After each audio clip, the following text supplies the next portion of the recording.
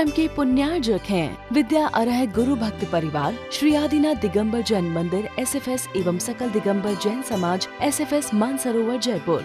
श्री मुनि सुव्रतनाथ दिगंबर जैन मंदिर शांति विहार कल्याण नगर जयपुर। श्री पारसनाथ दिगंबर जैन मंदिर प्रताप नगर सेक्टर 3 जयपुर। श्रीमती सुशीला देवी भागचंद जी CA रवि श्रीमती प्रीति जैन बेटा बेटी सिद्धि काव्य समस्त काशलीवाल परिवार रफीगंज वाले सूरत गुजरात।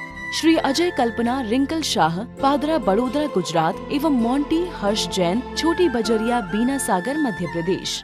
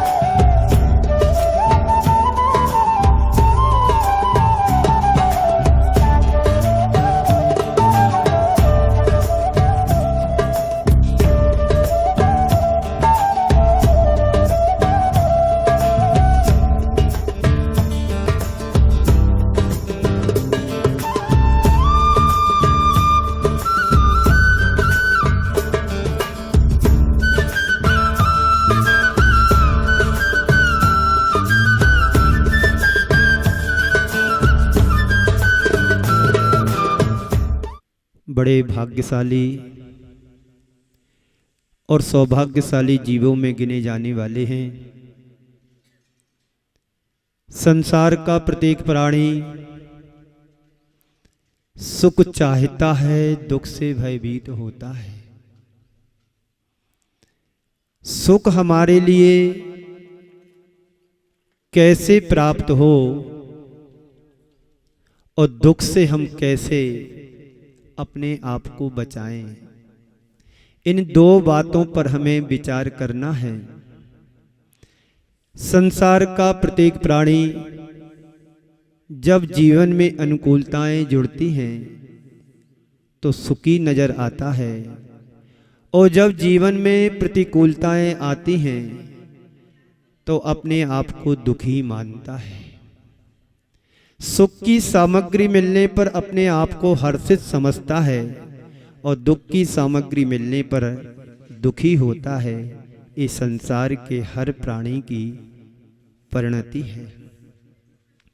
हम सब इस संसार में अनादिकाल से भ्रमण कर रहे हैं।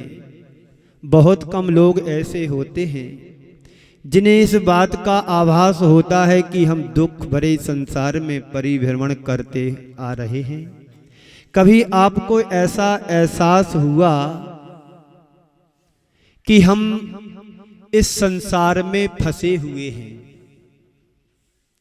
बोलो, कभी आपको ऐसा फीलिंग हुई कि हम इस संसार में फंसे हुए हैं कि नहीं?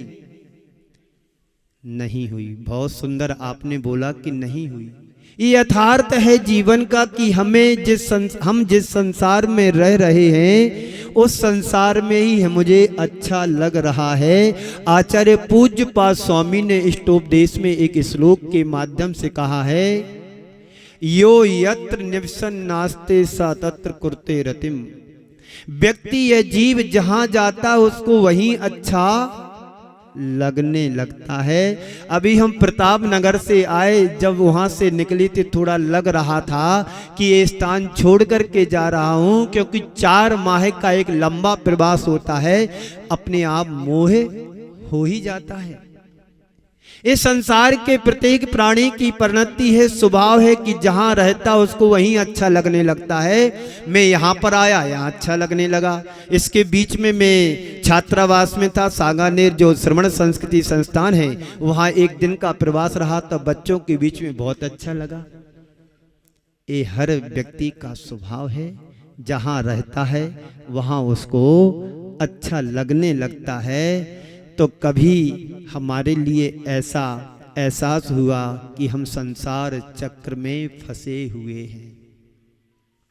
आप लोग कह देते हैं कि 84 के चक्कर में फंसे हुए हैं महाराज श्री।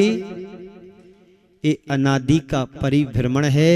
कब तक ये चक्र चलेगा? जब तक तुम्हारा संसार है तब तक ये संसार चक्र चलेगा।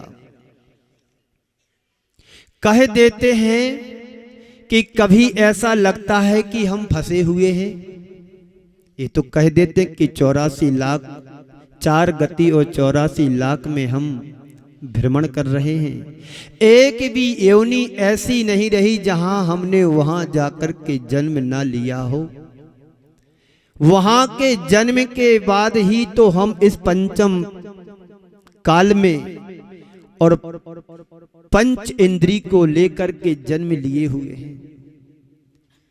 ईमानदारी से कहना, ये तो समझ में आता होगा कि हम गोरख धंधे में फंसे हुए हैं, हम व्यापार में फंसे हुए हैं, हम नौकरी पैसे में फंसे हुए हैं, और हम राजनीति में फंसे हुए हैं, हम धर्म में अटके हुए हैं, हम घर में अटके हुए हैं। ये तो सभी का अनुभव होगा। ये तो सब जानते हैं कि जहां हम हैं वहां फंसे हुए हैं, सुरक्षित भी नहीं हैं। सैकड़ों तरह की उलझने आपके जीवन में आती हैं और उन उलझनों को सुलझाने के लिए हम प्रयास और पुरुषार्थ भी करते हैं, लेकिन बामुश्किल हम उन उलझनों से सुलझ नहीं पाते हैं। सारी जिंदगी उलझन में ही हमारी बीत जाती है। आप लोगों का अनुभव होगा, जब कोई केस कोर्ट कचहरी में चला जाता है, सारी जिंदगी कोर्ट कचहरी के चक्कर लगाते लगाते जीवन पूरा हो जाता है, लेकिन तुम्हारा केस सुलझता नहीं है, अपितु उलझता हुआ चला जाता है।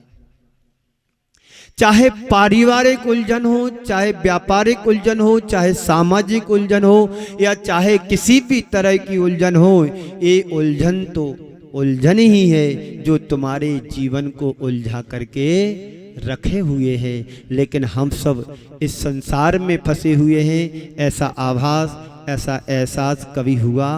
एहसास और आभास की बात तो जाने दीजिए। विचार भी कभी मन में आते हैं। कब विचार मन में आते हैं? जब आप लोगों साधु संतों के पास जाते हैं, साधु संतों के पास पहुंचते हैं, थोड़ा सा उपदेश सुनने का करने की चेष्टा करते हैं, तो जरूर लगता है कि हम संसार चक्र में फंसे हुए हैं, हम घर गृहस्थी में फंसे हुए हैं, हम जीवन के गोरख धंधे में फंसे हुए हैं। वरना 24 घंटे किसी भी चीज का विचार नहीं आता है कि हम क्या कर रहे हैं, मुझे क्या करना चाहिए। कल मैंने कहा था कि मैं कौन हूं और मेरा क्या है, मैं कौन हूं, मेरा क्या है, मैं क्या कर रहा हूं और मुझे क्या करना चाहिए। ये 4 बिंदु पर यदि हम रोज विचार करें तो आप अपने जीवन को संभाल सकते हो, सुधार सकते हो, और अपने जीवन की उलझनों से सुलझने का आप पुरुषार्थ भी कर सकते हो। जब आप थोड़ा सा स्वाध्याय करते हैं तब लगता है कि हम संसार चक्र में फंसे हुए हैं। कल आपके हाथ दोपहर में तत्वार सूत्र का 6वें अध्याय का जो आश्रय तत्व का विवेचन करने वाला है, उसका थोड़ा सा स्वाध्याय हुआ था। 3-4 सूत्र के माध्यम से ये संसार चक्र चल कैसे रहा है, तो हमारे द्वारा जो कर्मों का बीजारोपण होता है, उसी बीजारोपण से हमें 4 गति और 84 लाख योनियों में जन्म लेना पड़ता है। और इससे छुटकारा पाने के लिए हमारे आचार्यों ने कहा है, इससे बचने के लिए संवर और निर्जरा का कारण बताया है। आपने शाम को कल 12 भावना में सुना होगा, पंच महाव्रत समित गुप्तिकर बचन काय मन को, यह 10 विध धर्म परिसय 22 12 57 को। ये जो 57 जो आश्रव के द्वार हैं, तो 57 इन आश्रव से बचने के उपक्रम भी हैं। 10 धर्म, 12 भावनाएं, 22 परिसयों से बचना, और 3 गुप्ती, 10 धर्म, 22 परिसय, ये आदि मिलाकर के संवर के लिए कारण बनते हैं। तो इस संसार चक्र से बचने के लिए हमें क्या करना पड़ता है? धर्म चक्र में प्रवेश करना पड़ता है। धर्म चक्र को जो धारण कर लेता है वही व्यक्ति अपने जीवन में सिद्ध चक्र की आराधना कर पाता है। तो आज आपके लिए 4 चक्र की बात करूंगा। 4 चक्र वो कौन से हैं? सबसे पहला है संसार चक्र, दूसरा है कर्म चक्र, और तीसरा है धर्म चक्र, और चौथा है सिद्ध चक्र। जो सिद्ध चक्र की आराधना अभी आपने अष्टांग का पर्व में जो जगह जगह पर जो पर्व में आते हैं, अष्टांग का पर्व आषाढ़ में भी आते हैं, कार्तिक में आते हैं, और फाल्गुन में आते हैं, और आषाढ़ के माह में आते हैं। एक साल में वर्ष में 3 बार अष्टांग का पर्व आती हैं, लेकिन हम संसार चक्र में फंसे हुए हैं। कारण है कर्म चक्र के द्वारा। इस कर्म चक्र से छुटकारा पाना चाहते हैं तो धर्म चक्र की हमें शरण में जाना पड़ेगा। तब कहीं हम जाकर के हम अपने जीवन को सार्थक और कृतार्थ कर पाएंगे। गांव-गांव में और क्षेत्रों पर भी सिद्ध चक्र की आराधना की जाती है। आप लोग जाकर के सम्मेश शिखरजी में जाकर के वहां पर सिद्धों की आराधना करते हैं। वो पावन भूमि है जिसका एक एक कण हमारे लिए पावन और पूजनीय है। पहले के जमाने में लोग सम्मेश शिखरजी की वंदना करने के लिए पैदल जाते थे, बैलगाड़ियों से जाते थे। जब सुविधाएं नहीं थी, साधन नहीं थे, संसाधन नहीं थे, तो पैदल जाते थे और घर से क्षमा याचना करके जाते थे। जा रहे हैं, यदि वापस नहीं आते हैं तो अभी से सबसे क्षमा मांगते हुए जाते हैं, क्योंकि महीनों लग जाते हैं।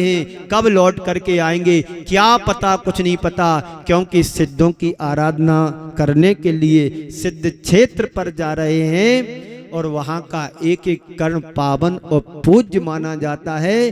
पहले के लोग पैर में जूता चप्पल पहन करके पहाड़ पर्वत पर नहीं जाते थे, और अब तो सब पहन करके जा रहे, मोटरसाइकिल से जा रहे, खाते पीते जा रहे। सारी पवित्रता पूज्यता खंडित दिनों दिन होती चली जा रही है। अतिशय रहेंगे तो कहां से रहेंगे? जिस क्षेत्र को सिद्धों ने बनाया हो, अरिहंतों ने बनाया हो, तीर्थंकरों ने बनाया हो, वो पावन भूमि, वो पवित्र भूमि, वो सिद्ध भूमि हमारे लिए पूजनीय और वंदनीय होती है। इसकी पवित्रता हमें बनाए रखने के लिए हमें अपने आप में विचार करना है, अपनी सोच को बदलना है। आज जो लोग जूते चप्पल पहन करके जाते हैं, उस पावन भूमि को हम मस्तक में लगाते, उसकी रज घर में लेकर के आते हैं, घर में रख लेते हैं। ऐसी पावन भूमि को सिद्ध चक्र की आराधना के संदर्भ में कहा गया है।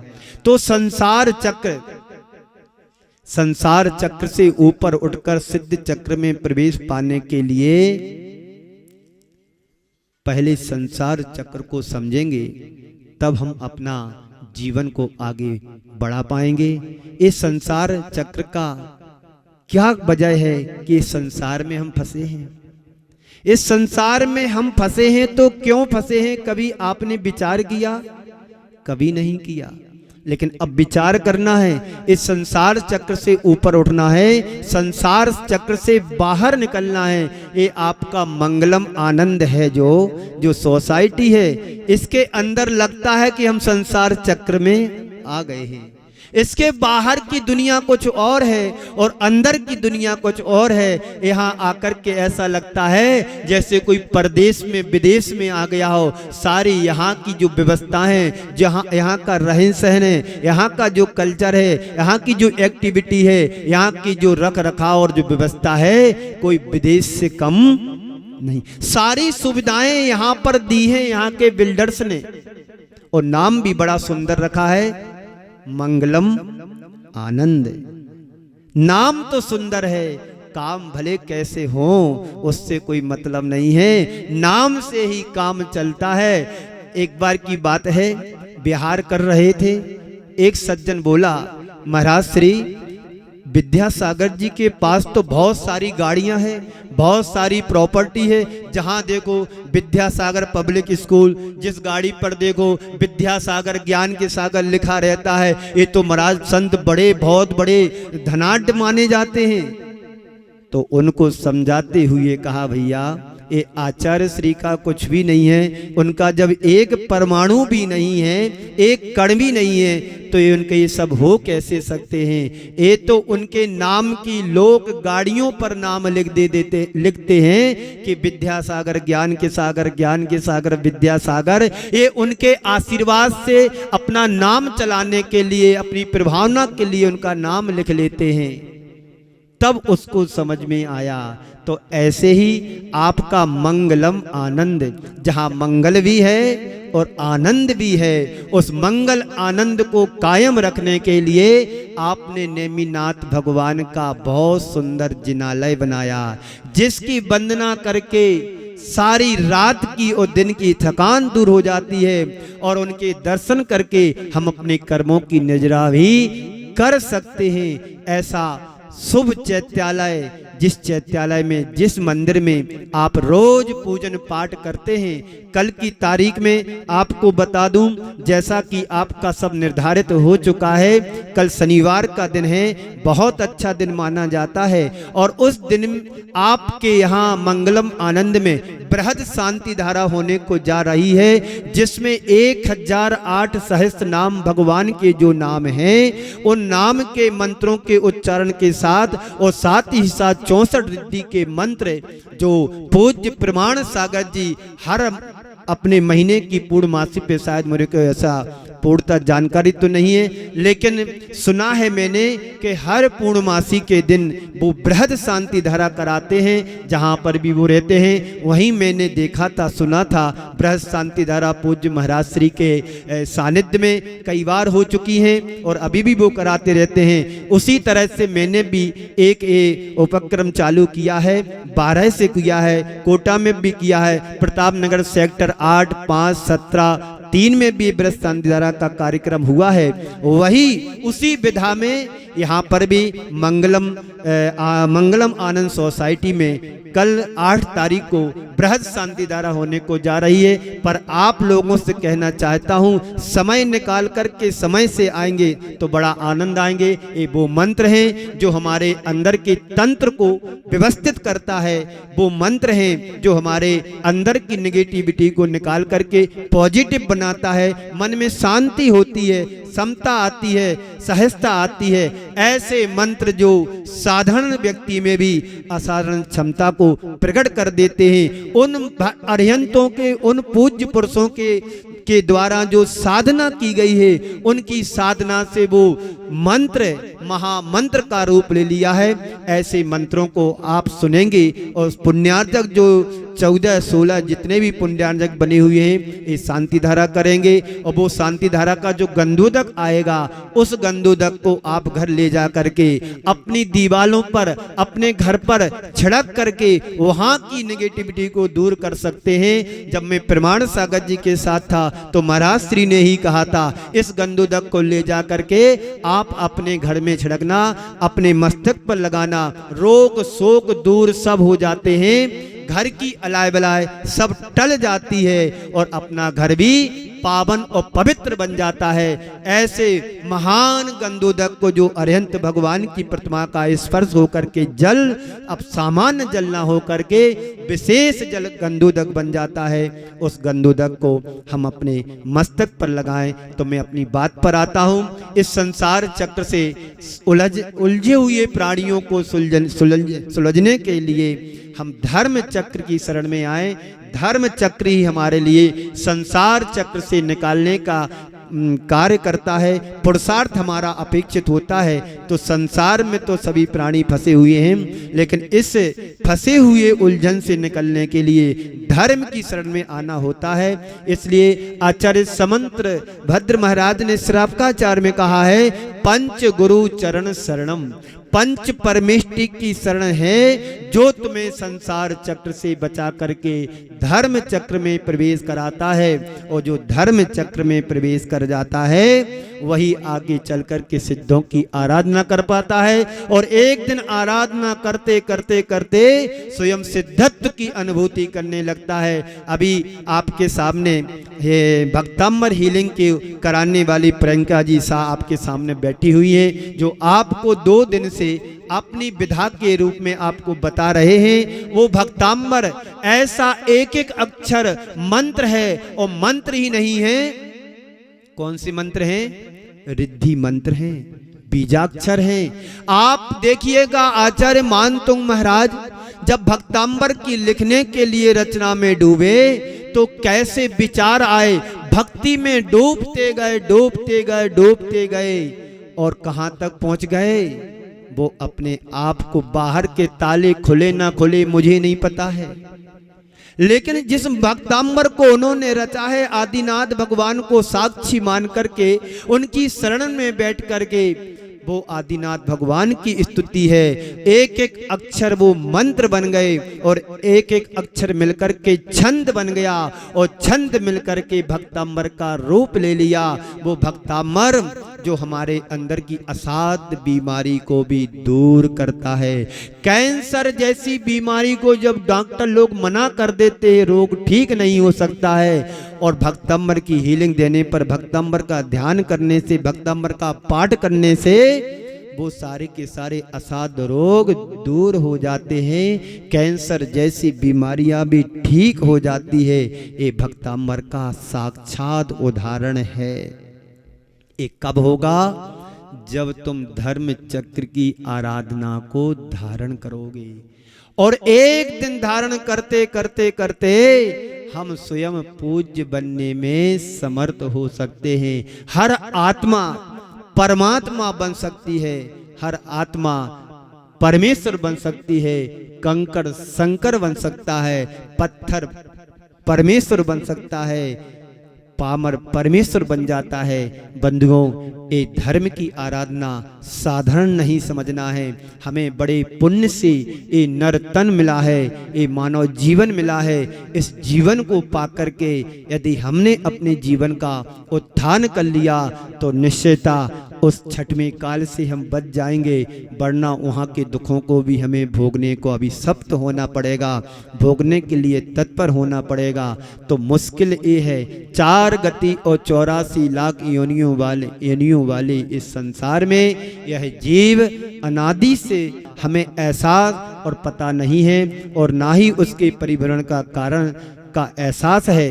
बंधुओं, जब तक परिभ्रमण का एहसास ना हो, तब तक परिभ्रमण के कारणों का एहसास ना हो, तो उस चक्र को तोड़ने का और भेदने का प्रयास भी हम कैसे कर पाएंगे। जिसके बारे में तुम्हें कुछ पता ही ना हो, उससे दूर होने का हम पुरुषार्थ भी कैसे कर सकते हैं। जब तक तुम्हें रोग का पता नहीं होता है, तब तक आप बीमारी का पता नहीं होता है, तो उसकी हम औषधि भी कैसे ले सकते हैं। ऐसे ही उस चक्र को तोड़ने का, भेदने का प्रयास हमें करना है। उसकी हमें सारी चीजें हमें पता होना चाहिए, और जब तक चक्र को तोड़ने का प्रयास नहीं होगा तो उससे बाहर हम निकलेंगे भी तो कैसे। कोलू में यदि बैल चलता है तो वह चक्कर लगा रहता है, लगाता रहता है, और उसकी वो किसान या जो व्यापारी है और कोलू चलाने वाला है, उसकी आंख पर पट्टी लगा देता है, आंख बांध देता है, और वो दिन भर कोलू का बैल चक्कर लगा रहता है, चक्कर लगाता रहता है, चक्कर लगाता रहता है, और उसे ये लगता है कि आज तो मैंने कोसों चल लिया है। जब उसकी आंख खोली जाती है शाम को, तो देखता है मैं तो वहीं का वहीं हूं। शायद आपके आंखों पर पट्टी तो लगी नहीं है, लगी है क्या? नहीं लगी है। तो अब हमारे लिए इस संसार को भेदन करने के लिए, संसार चक्र से बाहर निकलने के लिए क्या करना है? धर्म चक्र में प्रवेश करना है। क्या करना है? धर्म चक्र में प्रवेश करना। अतीत में यदि हम जाएंगे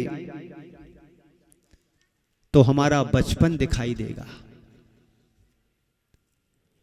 और आगे जाएंगे तो यौवन दिखाई देगा, और यदि पीछे जाएंगे तो मां के पेट में पलता हुआ विकासोन्मुखी एक भ्रूण दिखेगा, और अभी जहां हैं उसके आगे जाएंगे तो यहाँ सब प्राण बैठे हुए हैं, उससे आगे जाएंगे तो वृद्ध अवस्था दिखाई देगी, और उसके आगे थोड़ा और चलेंगे तो लाठियों के सहारे हांपते कांपते चलता हुआ एक वृद्ध दिखाई देगा। और थोड़ा उसके आगे हम जाएंगे तो एक चिता जलती हुई सुलगती हुई हमें दिखाई देगी, और उसके आगे जाएंगे तो तुम्हारी राख मिलेगी। तो मां के पेट से लेकर के पिता तक की कहानी तो हमें दिखाई देती है। क्या पर हमारा जीवन इतना ही है? नहीं। मां के पेट में आने के पहले कहां था? कुछ था कि नहीं? होगा। पहला सवाल अपने मन से पूछो, जन्म लेने के पहले मैं कहां था, और चिता में जलने के बाद भी क्या मेरा कोई अस्तित्व रहेगा या नहीं रहेगा? ये दूसरा सवाल हमें मन से पूछना है। क्या मेरा जीवन जन्म और मृत्यु के दो घटनाओं के बीच सिमटा हुआ है, या हमारा जीवन एक लंबी संतति है जो जन्म के पहले भी थी और मृत्यु के बाद भी रहेगी? विचार करने की बात है। एकांत में बैठकर के विचार कीजिए तो लगेगा, आपको पता लगेगा कि जन्म के पहले भी मैं था और मृत्यु के बाद भी मैं रहूंगा। तो ये है चक्र, अंतहीन चक्र है। आज जो हमने जन्म धारण किया है ये कोई नया नहीं है। इस जन्म के पहले हमने ना जाने कितने बार जन्म ले लिया है, अनंतों बार जन्म को धारण किया। ना केवल जन्म किया, अनंतों बार में मरा भी हूं। इसलिए छैडलाकार कहते हैं, एक श्वास में 8-10 बार जन्मो मरियो भरियो दुख बार। ए अनंतों बार जन्म मरण ए जीव कर रहा है, तो अनंत बार जन्म लिया तो अनंत बार मरण किया, और आगे भी ऐसा ही रहा तो जन्म मरण हमारा चलता रहेगा। जन्म और मरण, ये जन्म मरण का चक्र ही संसार का चक्र है। क्या किया अतीत में हमने? केवल सिर्फ जन्म और मरण किया। कभी ऐसा लगता है जब तक इसका विचार नहीं करेंगे तब तक हम अपने जीवन को सुखी भी नहीं बना सकोगे। यदि हम अपने जीवन को सुखी बनाना चाहते हैं तो अपने जीवन को जानने की जरूरत है। व्यापक दृष्टि से अपने भीतर जगाने की कोशिश करें। मैं इस संसार में एक यात्री की तरह जी रहा हूँ।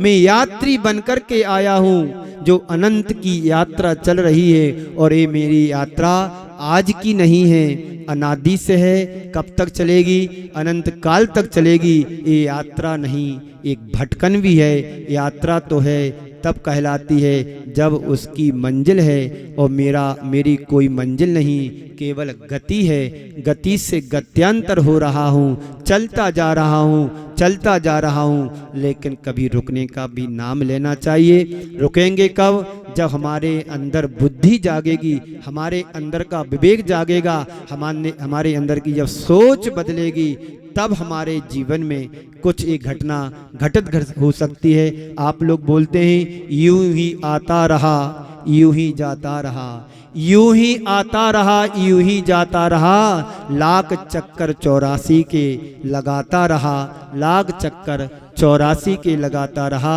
जब तक मनुष्य अपने जीवन के विषय में गंभीर नहीं होता है, अपने जीवन के बारे में समग्रता से विचार नहीं करता है, उसे सम्यक दर्शन भी नहीं हो सकता है। सम्यक दर्शन का मतलब होता है दृष्टि की समीचीनता।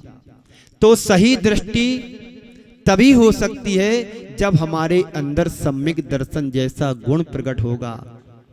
तो सही दृष्टि नहीं हो सकती तो उसका कल्याण भी नहीं हो सकता है। आज तक इस संसार में जो मुक्ति को प्राप्त हुए हैं सब सम्यक दर्शन के द्वारा ही प्राप्त हुए हैं। जिन्होंने सम्यक दर्शन प्राप्त किया है वो संसार से पार हो गए, और जिनका सम्यक दर्शन प्रकट नहीं हुआ वो आज भी संसार में परिभ्रमण कर रहे हैं। वो सुखी भी नहीं बन सकता। तत्व के सिद्धांत का नाम सम्यक दर्शन है। रट लेने से थोड़ी कल्याण होगा, इसे जानो मैं अनादि से भटक रहा हूँ और भटकन का कारण है अंदर पलने वाला हमारा मोह और अज्ञानता। अब मुझे भव भ्रमण से मुक्त होना है, भव भटकन से विराम लेना है, तो हमें सही मार्ग को अंगीकार करना होगा। तो मार्ग क्या है? आप तत्वार सूत्र के पहले सूत्र को पढ़ते हैं, सम्यक दर्शन ज्ञान चारित्राणी मोक्ष मार्ग। ये मार्ग है, मोक्ष नहीं। एक बार गुरुदेव से प्रश्न किया हम सभी ने मिलकर के, गुरुदेव आपको जो देना था आपने सब कुछ हम लोगों को दे दिया, लेकिन कुछ मार्गदर्शन और दीजिएगा जिससे हम अपने जीवन का कल्याण कर सकें। तो गुरुदेव ने कहा जो मुझे देना था वो सब कुछ दे दिया, अब इतने मात्र से तुम्हारा कल्याण होने वाला नहीं है। ये मार्ग है, मोक्ष मार्ग है, मोक्ष नहीं मिला। दीक्षा लेने मात्र से कल्याण नहीं होगा, ये तो हमारे जीवन की शुरुआत है। कितने बार हम साधु बन गए, कितने बार साधु बनने के बाद भी अभी तक हमारा कल्याण नहीं हुआ। आप बोलते हैं, पता है आपको, सुमेरु के पर्वत की तरह पिछी और कमंडल हो गए हैं, लेकिन अभी तक कल्याण क्यों नहीं हुआ? क्योंकि यथार्थ में सम्यक दर्शन का अभाव रहा तो हमारा कल्याण नहीं हुआ। एक बार यदि हमारे हृदय में सम्यक जाग गया, सम्यक दर्शन हो गया, तो तय मान करके चलना जो अनंत संसार है अर्ध पुर्दगल परावर्तन शेष रह जाता है। ये सिद्धांत का वाक्य है कि हमारे लिए सम्यक दर्शन प्रकट करना है। सम्यक दर्शन अभी जो तुम्हारे पास है व्यवहार सम्यक दर्शन है। आप दर्शन पाठ में पढ़ते हैं, दर्शनम देव देवस्य दर्शनम पापनाशनम दर्शनम स्वर्ग सोपानम दर्शनम मोक्ष साधनम। सामान्य अवलोकन करना है, सामान्य सम्यक दर्शन है। और यदि भगवान के ऐसे दर्शन करो, अभी हम रोज मूर्ति के दर्शन करते हैं, मूर्तिमान के दर्शन नहीं करते हैं। जिस दिन तुम दर्शन करते करते करते तुम्हें अनुभूति होने लगे कि वास्तव में सच्चा धर्म यही है, भगवान यही है, ऐसे ही होते थे, जब अंदर से अभिव्यक्ति तुम्हारी प्रकट होगी, अभिव्यक्ति होगी, इस श्रद्धान का नाम ही यथार्थ में सम्यक दर्शन है और कुछ नहीं है। आप जानो तो पाषाण है और श्रद्धान रखोगे तो भगवान है। जो भगवान तुम्हारी आत्मा को परमात्मा बना दे, जो भगवान कंकड़ से शंकर बना दे, जो मूर्ति, वास्तव में यही धर्म है। जो बड़े दीनहीन विकलांग और असक्षम दिखते हैं, कभी सोचा इनकी जगह में होता तो क्या होता? किसी के पैर नहीं है, किसी के हाथ नहीं है, किसी के दोनों नहीं है। इतना ही नहीं, ऊपर से कुष्ठ रोग भी हो जाता है तो मक्खी भगाने के लिए भी हाथ नहीं है। कितनी तकलीफ के साथ उनका जीवन बीतता होगा। काश यदि हम उसकी जगह पर मैं होता तो क्या होता। कितना पुण्य है हम सबका कि आज पंचम काल में देव सद्गुरु की सन्निधि हमें प्राप्त हो रही है। इस दुर्लभ जीवन को हम सब ने पाया है। अब पाकर के हमें अपने जीवन का कल्याण करना है। दुख से मुक्ति चाहते हो, सुख का अभिनंदन करो। सुख को चाहते हो तो सुख के कारणों की खोज करो कि हमें कैसे सुख मिले, दुख कैसे दूर हो। बंधुओं, आपका समय होने वाला है। मैं अपनी बात को समेट रहा हूँ कि संसार के चक्र में हर प्राणी फंसा हुआ है, तो उससे बचने के लिए धर्म चक्र की शरण में आना चाहिए। बंधुओं, धर्म चक्र की शरण में तो हम आ चुके हैं, अब और इससे एक कदम आगे बढ़ने का भी पुरुषार्थ हमारा होना चाहिए। वो पुरुषार्थ है सिद्धों की आराधना करना। सिद्धों की आराधना करते करते एक दिन हमारा भी सिद्धत्व में स्थान आ जाएगा। एक दिन हम भी सिद्ध बनने में समर्थ हो सकेंगे। ये सब हमारे जीवन के लिए परम आवश्यक हैं। ये आवश्यक इसलिए हैं कि हम जहाँ हैं वहाँ से एक कदम आगे बढ़ने का पुरुषार्थ करें। तो संसार चक्र से कर्म चक्र चलता है। जब तक राग देश करते रहोगे तो कर्म चक्र चलता रहेगा। और संसार चक्र मूल तो ये है, जैसी करनी वैसी भरनी, वैसा जीवन तुम्हारा चलेगा। जैसा कर्म तुम बांधोगे वैसा जीवन मिलेगा, और जैसा जीवन मिलेगा वैसी हम फिर अपनी एक्टिविटी करेंगे, वैसे कर्म बांधेंगे। आचार्य कुंद देव ने इस संसार चक्र के बारे में कहा है कि संसार का प्रत्येक व्यक्ति जन्म लेता है, जन्म से शरीर मिलता है, शरीर में इंद्रियां मिलती हैं, इंद्रियों से फिर राग देश हो, इंद्रियां विषय ग्रहण करती हैं और विषय में राग और देश करता है, और राग देश करने से कर्म बनते हैं, कर्म बनने से गति से गत्यांतर जाता है, और गति से गत्यांतर जाकर के वहाँ पुनः जन्म लेता है। वहाँ जन्म लेने के बाद शरीर मिलता है, शरीर में इंद्रियां मिलती हैं, इंद्रियां फिर विषयों को ग्रहण करते हैं, और वो विषयों के द्वारा राग देश करता है, पुनः कर्म बनता है, पुनः उसको गति से गत्यांतर जाना होता है। ये चक्र चलता रहता है। ये चक्र कब से चल रहा है? अनादि से चल रहा है। कब तक चलेगा? अनंत काल तक चलेगा। क्यों चलेगा? इसलिए कि अभी हमने उसका प्रबंध नहीं किया है, उससे बचने का। जिस दिन ये सोच लोगे इस चक्र को नष्ट करना है, तो आप धर्म की शरण में आओगे, और जब धर्म की शरण में आ जाओगे तो धीरे धीरे हमारा संसार भी क्षय को प्राप्त होगा, नष्ट होगा, और एक दिन आपका नंबर भी सिद्धों की श्रेणी में आ जाएगा। तो अपना मोह अंधकार को नष्ट करना है, तब कुछ होगा। तो पहले संसार चक्र को जानेंगे, तब कर्म चक्र को समझेंगे। तो कर्म चक्र को नष्ट करने के लिए संसार चक्र से सिद्ध चक्र में जाना है। तो कर्म चक्र को मिटाओ, और कर्म चक्र को मिटाने के लिए धर्म चक्र की शरण में आ जाओ। धर्म चक्र आत्म धर्म को पहचान कर, आत्मा के स्वरूप को जानकर उसका हम आश्रय लें। आप लोग धर्मी हो, पर धर्म चक्र अभी अंदर नहीं आया है। हम धर्मी बन गए हैं। संत कहते हैं धर्मात्मा कब बनोगे? धर्मी और धर्मात्मा में बड़ा अंतर है। धर्मी वह है जो धर्म की क्रियाओं को करता है, और धर्मात्मा वो है जो अंदर आत्मा में जीता है, वो धर्मात्मा कहलाता है। जिसके हृदय में धर्म उतर जाता है वो धर्मात्मा हो जाता है। बाकी जो धार्मिक क्रियाएं करता है वो धर्मी कहलाता है। हमने अपने आप को क्या माना? थोड़ा अभिषेक प्रक्षाल कर लिया, पूजन पाठ कर लिया, स्वाध्याय कर लिया, हो गया धर्म।